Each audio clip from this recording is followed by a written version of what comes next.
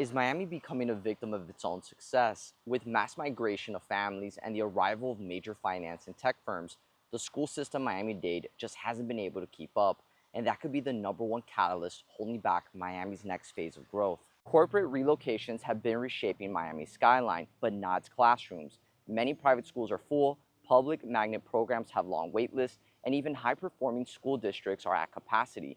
Families moving from New York or Chicago are discovering it's harder to find a school seat than a house, and some executives are delaying relocations altogether, keeping one parent and the kids behind until they can secure a school spot in Miami. Compared to other major cities, Miami-Dade spends far less per student, about $9,200 per student, compared to $25,000 in New York City and $13,000 in Chicago. The gap translates into larger classes, fewer resources, and lower teacher pay. Meanwhile, district enrollment dropped by over 13,000 students in 2025, cutting roughly 100 to 130 million from Miami-Dade's budget, adding statewide teacher shortage, and it's a perfect storm for underfunding, overcrowding, and staffing challenges. To fill the gap, charter schools have exploded. Over 200 campuses in Miami-Dade today, giving families more choices, but also pulling funding from the district.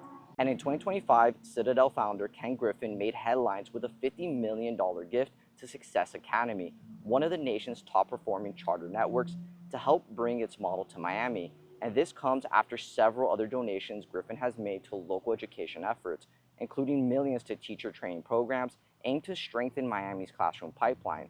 And supporters call this a game changer that could raise standards and attract families back to Miami's school system.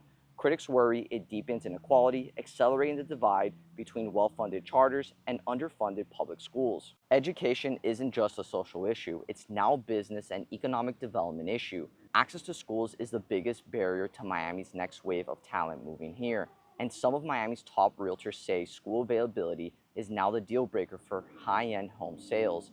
If families can't find schools, they don't move, and if they don't move, companies can't fully relocate, slowing Miami's growth. The good news is that this problem is on everyone's radar, and Miami's city government is fast-tracking school approvals, and the district is expanding magnet and career programs, and the private sector is investing millions to attract and train teachers. But solving Miami's education gap will take more than one donor or policy. It'll take a regional effort to ensure Miami's classrooms grow alongside its skyline.